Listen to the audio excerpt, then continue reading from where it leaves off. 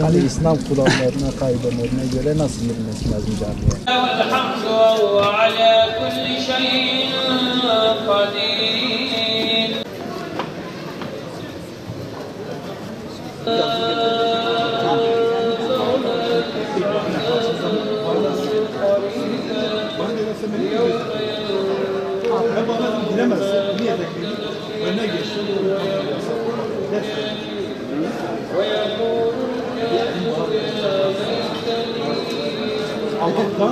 Allah'tan polis de kapının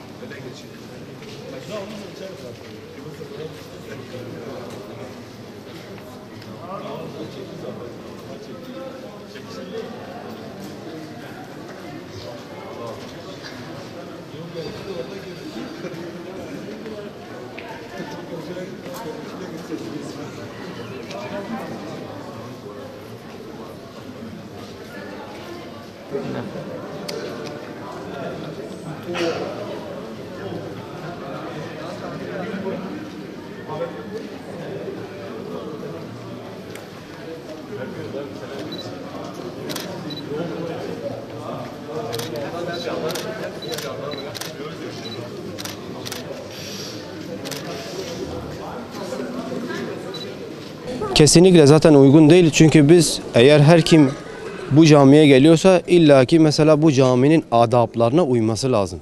Çünkü her şeyin bir adabı olduğu gibi camilerin de bir adabı var.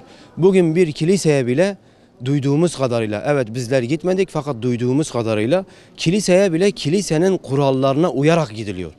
Bugün camiler Müslümanların ibadet yerleri. Bu ibadet yerlerinde de bazı haklar vardır. Müslümanların hakları burada var. Çünkü Müslümanlar burada ibadet. Bizleri yaratan ve bizlere La ilahe illallah Muhammedun Resulullah, bizlere bu kelimeyi üzerimize hak olarak sayan Allahu Teala'ya ibadete geliyorlar insanlar. Ne yazık ki buraya gelen bazı işte açık beyanlar, evet biz onları dışlamıyoruz. Onlara herhangi bir şey söylemiyoruz. Fakat dinimizin emir ve yasaklarına uygun bir şekilde gelmelerini rica ediyoruz onlardan. Bunun için de ben daha önce de hoca efendilerle görüşmüştüm. Hatta kendim böyle hani Allah riyadan uzak tutsun, kendim böyle bir şey sunmuştum onlara. Benim fikrim tek tip elbise alınıp kapıya bir 20-30 tanesini hatta kendi imkanlarımla karşılamaya hazırım.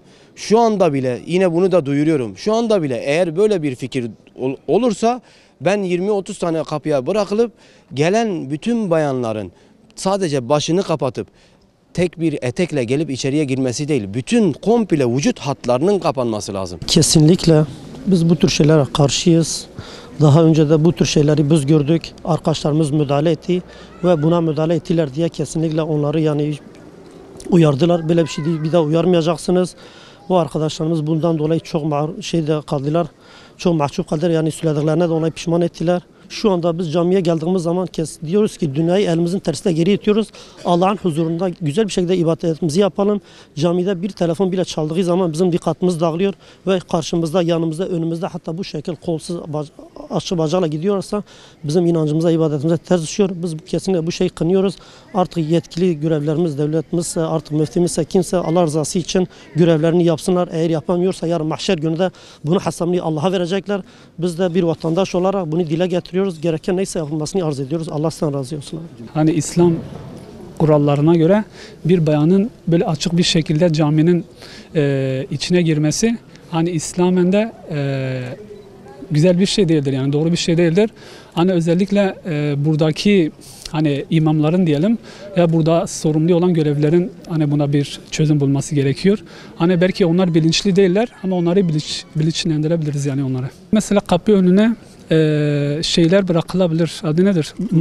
Turnike bırakılabilir. Tabii şimdi buraya gelen insanlar hani diyelim ki namaz kılmak için geliyorlar.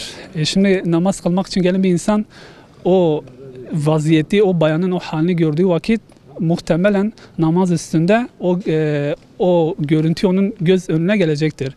Buna ne olacak? Onun o Allah'la olan irtibatını biraz daha zayıf tutacaktır. Yani harama meyledebilir yani. Hani bunun için bu şekil bayanların bu şekilde girmesi kesinlikle hani uygun değildir. Ama biz nasıl davranacağız onlara? Onları kırmayacağız. Hani onlara güzel bir üslupla, onları soğutmadan. Çünkü biz onları soğutursak hani bu bizim açımızdan tehlikeli bir şeydir. Yani bence doğru değil ama tabii gerekli tedbirler alınmadığı için yani onları suçlamak da biraz acayip olur. Yani bu bence cami yönetiminin bir suçu olması lazım. Mesela geçen sene de ben Antalya'da çalıştım. Orada bir cami vardı mesela. Turistler giriyordu yarı çıplak bir şekilde ama oradaki görevli ne yapıyordu? Hani onları güzel bir dille uyarıyordu. Onlar işte kapının önünde var olan işte eşarptır, feracedir, öyle uzun boylu şeyleri giyip öyle camiye giriyorlar. Yani bir nevi meraklarını falan işte gideriyorlardı. Erkekler de hani öyle hani açık oldukları halde hani kapanıp öyle giriyorlardı yani. Hani bu da bence Diyanet Vakfı'nın bir kabahati bence. Peki, gerekli önlemi almaları lazım. Diyanet İşleri Başkanlığı'na çağrınız nedir? Bu konuda ne yapsın? Valla bence gerekenleri yapsınlar. Yani boşuna o kadar para almıyorlar. Gerekeni yapsınlar bence. Çünkü hani haksızlık deseniz bizde, kul hakkı deseniz bizde, eşitsizlik deseniz bizde, her şey bizde maalesef mevcut. O yüzden yani cami konusunda bu tür tedbirlerin almaması bence gayet normal. Yani ben en azından bir görevlinin olması lazım yani o turistleri uyarmak maksatıyla.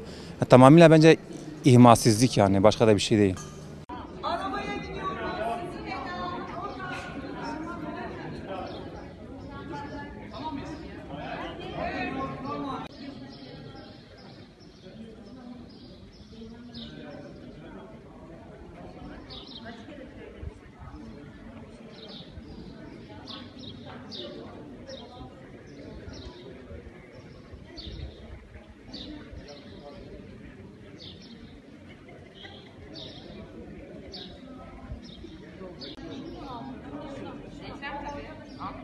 Ama çok karanlık. Evet, çünkü biraz daha gidin. Çok karanlık gidin güneşte. Hayır, oradan. Hayır, sen bak şimdi daha aydın.